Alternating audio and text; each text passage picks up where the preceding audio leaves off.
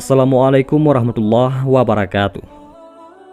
Banyak sahabat luar biasa yang setia mendampingi Rasulullah SAW dalam mendakwahkan Islam. Kebanyakan mereka mengikuti Rasulullah karena kagum dengan akhlak dan budi pekerti beliau SAW. Namun, ada pula orang-orang yang penasaran terhadap pandangannya tentang Islam, sehingga mereka mencari kebenaran itu sendiri. Seperti halnya Salman Al-Farisi, salah satu tokoh yang mencari kebenaran hingga ia sendiri akhirnya dapat dipertemukan dengan sosok baginda Nabi Muhammad SAW. Ia juga yang kelak menjadi salah satu sahabat kebanggaan Rasulullah SAW. Tumbuh di lingkungan Majusi atau penyembah api, Salman Al-Farisi ikut menganut agama nenek moyang mereka itu. Sebagai anak seorang pemimpin di Kampung Jayed, yaitu kota Isfahan, Persia, Salman Al-Farisi ditugaskan oleh ayahnya untuk menyegah api yang mereka sembah agar tidak pernah padam. Tapi semua itu berubah ketika Salman melihat sekelompok orang sedang melakukan ritual agama Nasrani, sebuah agama yang sangat berbeda dengan keyakinannya dan menarik hati Salman. Mengetahui hal itu, sang ayah pun marah hingga mengurungnya di rumah. Namun saat ia mengetahui bahwa pusat agama Nasrani berada di Syam, ia meloloskan diri bergabung dengan kafilah dagang, meninggalkan negeri dan keluarganya di Persia, menuju ke Syam. Inilah awal perjalanan Salman Al-Farisi menjemput hidayah Allah Subhanahu wa Ta'ala. Tiba di Syam, Salman diizinkan tinggal bersama seorang pendeta yang tapak baik, yang mana pendeta itu menganjurkan semua orang untuk bersedekah, mengajari orang-orang untuk bersedekah. Tapi ternyata itu dia simpan untuk dirinya. Bahkan sampai pendeta itu mati, semua masyarakat mengira pendeta itu benar-benar orang yang soleh. Kebaikannya ternyata hanya tampak dari luar. Ini sungguh mengecewakan Salman. Namun begitu, ia tetap bertahan dan belajar. Kemudian Salman Al-Farisi menunjukkan kelakuan pendeta itu yang sebenarnya. Salman berkata kepada semua masyarakat bahwa pendeta mereka itu adalah orang yang sangat jahat. Awalnya mereka tidak percaya, namun setelah Salman menunjukkan buktinya, yaitu berupa emas dan perak yang disimpan oleh si pendeta, barulah kemudian masyarakat sadar. Inilah yang menjadi pelajaran yang sangat besar bagi Salman Al-Farisi, bahwa seseorang itu tidak bisa dinilai dari luarnya saja. Setelah kematian si pendeta itu, maka digantikan oleh orang yang baik dan soleh. Kepadanya, Salman Al-Farisi berguru dan belajar. Hingga tiba ajalnya, sang pendeta soleh mewasiatkan agar Salman pergi ke Mosul, Irak, untuk belajar dengan pendeta yang baik dan soleh. Beginilah Salman dengan sabar mengikuti petunjuk sang pendeta. Namun setiap pendeta yang ditemuinya selalu berakhir dengan meninggalnya sang pendeta. Hingga Salman berpindah-pindah dari Irak ke Aljazair, Afrika Utara, lalu ke kota Amuria, yang terletak di Turki. Setelah belajar dan berguru cukup lama, sang pendeta pun meninggal. Namun wasiat yang disampaikan sebelum wafatnya membuat batinnya semakin gundah dan penasaran, yaitu Salman Al-Farisi tak perlu mencari pendeta lain, karena telah tiba saatnya akan datangnya seorang nabi akhir zaman. Anakku, tak seorang pun yang kukenal serupa dengan kita keadaannya, dan dapat kupercayakan engkau kepadanya. Tetapi sekarang telah dekat datangnya masa kebangkitan seorang nabi yang mengikuti agama Ibrahim secara murni. Ia nanti akan hijrah ke suatu tempat yang ditumbuhi kurma dan terletak di antara dua bidang tanah berbatu-batu hitam. Seandainya kamu dapat pergi ke sana, temuilah dia. Ia mempunyai tanda-tanda yang jelas dan gamblang. Ia tidak mau makan sedekah, sebaliknya bersedia menerima hadiah. Dan di pundaknya ada tanda kenabian, yang bila kau melihatnya, segeralah kau mengenalinya. Wasiat sang pendeta kepada Salman Al-Farisi. Pendeta itu memberikan tanda-tandanya kepada Salman Al-Farisi, seperti wilayah kehadiran Nabi, akhlak Nabi, dan tanda-tanda kenabian lainnya. Di kalangan para pendeta Nasrani dan rahib Yahudi saat itu memang sudah sangat kencang beredar bahwa akan diutus Nabi terakhir sesuai dengan apa yang tercantum dalam kitab mereka. Dengan berbekal petunjuk yang didapatkannya, Salman pun bergerak menuju Jazirah Arab. Salman Al-Farisi yang sempat bekerja dan mengumpulkan banyak binatang ternak, akhirnya mengikuti rombongan kafilah dagang yang menuju Jazirah Arab dengan menyerahkan semua yang dimilikinya kepada kafilah itu. Namun, cobaan kembali menerpa Salman Al-Farisi. Saat tiba di Wadil Qura, Salman dikhianati kafilah dagang yang membawanya.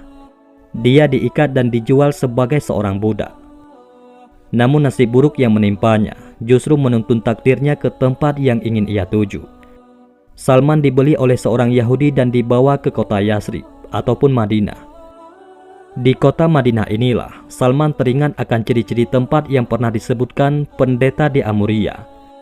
Inilah perjalanan panjang Salman Al-Farisi mencari hidayah, jauh dari orang tuanya, melewati kota demi kota, melewati negara. Salman mengorbankan seluruh hartanya.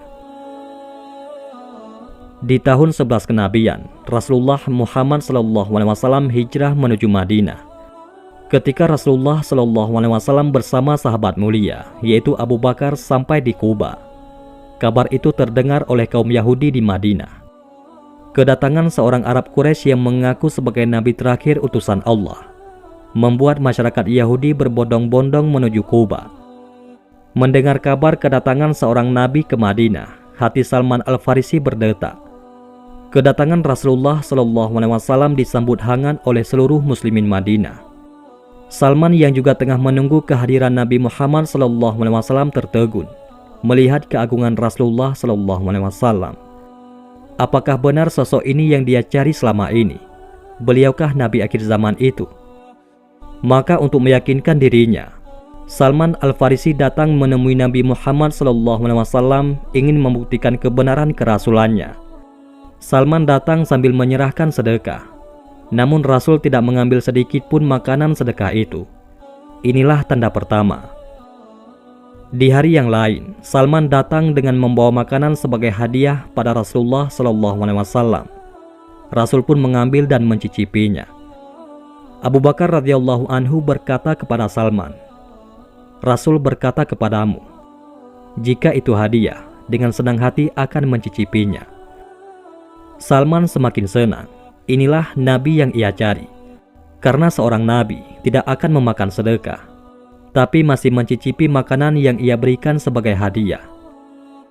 Tanda kenabian ketiga ia dapatkan setelah ia melihat tanda kenabian di antara pundak Rasul, sebagaimana yang telah dikatakan pendeta kepadanya. Dan saat itulah ia yakin bahwa beliau adalah seorang nabi utusan Allah akhir zaman. Salman Al-Farisi pun bersimpuh di hadapan Nabi Muhammad SAW. Ya Rasulullah, aku sudah menempuh perjalanan panjang dari Persia ke Nasibin, Irak dan Syam untuk mengawasi saat diutusnya engkau. Pencarian panjang yang ia jalani telah berakhir. Di hadapan Rasulullah SAW, Salman menceritakan perjalanan mencari kebenaran. Dengan keharuan mendalam, Salman mengucap 2 kalimat syahadat. Berada dalam pelukan Islam, Salman Al-Farisi seperti menghapus dahaga yang ia rasakan selama ini. Dia benar-benar mereguk kenikmatan dari manisnya iman. Dengan kecerdasannya, Salman mampu dengan cepat menyerap ajaran-ajaran Rasulullah SAW, hingga ia menjadi seorang sahabat yang bijak dalam menerima dan mengamalkan ajaran Rasulullah SAW. Di tahun 5 Hijriah, kaum musyrikin Mekah bersekutu dengan kaum Yahudi dan menghimpun 10.000 pasukan untuk menyerang dan menghancurkan Islam dan kaum muslimin di Madinah.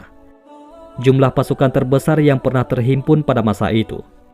Sementara kaum muslimin tengah dalam kondisi sulit. Inilah peristiwa penting yang diabadikan dalam Al-Quran, bahkan menjadi nama surat tersendiri, yaitu surat Al-Ahzab. Maka saat Rasulullah SAW dan para sahabat bermusyawarah, Salman Al-Farisi yang banyak pengalaman di negerinya tampil dengan ide cemerlang, yaitu menggali parit di sekitar kota Madinah. Itu sebabnya perang ini menjadi lebih dikenal sebagai perang Khandaq, yaitu perang parit. Strategi yang tidak pernah dikenal sebelumnya oleh bangsa Arab. Namun justru cara inilah yang menyelamatkan kaum muslimin dan Yahudi di Madinah. Saat penggalian parit dilakukan, sebuah peristiwa menakjubkan terjadi. Saat Rasulullah SAW memecahkan batu dalam penggalian parit di depan Salman, Rasul menyampaikan, kelak Persia, negeri asalnya Salman Al-Farisi bakal dibebaskan dan ditaklukkan kaum muslimin. Benar saja, hanya berselang 3 tahun setelah wafatnya Rasulullah SAW, Khalifah Umar bin Khattab mengirim pasukan muslimin ke Persia di bawah pimpinan Sa'ad bin Abi Waqqas radhiyallahu anhu. Umar bin Khattab bahkan memerintahkan Salman Al-Farisi menjadi penasihat, karena ia berasal dari Persia dan paling mengerti tentang negeri itu. Pada tahun 14 Hijriah, Perang Qadisiyah meletus. Kaum muslimin dengan gagah berani menjemput syahid menerjang pasukan Persia. Hingga akhirnya, pasukan Persia takluk setelah Jenderal Rustum, pimpinan pasukan Persia, terbunuh. Inilah puncak dari penaklukan Persia yang sekaligus membuka gerbang kota Madain, yaitu ibu kota Persia. Salman Al-Farisi diangkat menjadi gubernur Madain, Persia. Meski menjadi pemimpin tertinggi di negeri asalnya, Salman Al-Farisi menjalani hidup dengan sederhana. Cara hidup yang justru menarik hati para penduduk Persia. Ia menjalani hidup layaknya seperti penduduk biasa, bahkan seringkali tak dikenali oleh rakyatnya sendiri, karena sering melakukan pekerjaan keras yang tidak layak dilakukan seorang pemimpin tertinggi. Hingga akhir hidupnya, Salman Al-Farisi radhiyallahu anhu lebih mencintai akhiratnya daripada gemerlapnya dunia. Ketika beliau wafat, beliau meninggalkan harta hanya 20 dirham saja. Inilah Salman Al-Farisi, sahabat mulia Rasulullah SAW.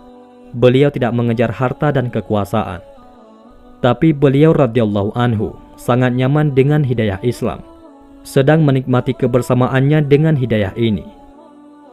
Salman Al-Farisi radhiyallahu anhu wafat di kota Madain, Persia. Allah Subhanahu wa Ta'ala tunjukkan kepada semua orang, dikembalikannya ke negeri semula, tapi dalam keadaan sudah menjadi mukmin yang baik, bahkan menjadi pemimpin yang lebih besar dari sebelum keberangkatannya. Itulah kisah Salman Al-Farisi radhiyallahu anhu, sahabat kebanggaan Rasulullah Muhammad SAW, yang menempuh perjalanan yang begitu sulit untuk menjemput hidayah Allah Subhanahu wa Ta'ala. Wallahu a'lam bishawab. Mudah-mudahan ini semua bermanfaat. Assalamualaikum warahmatullahi wabarakatuh.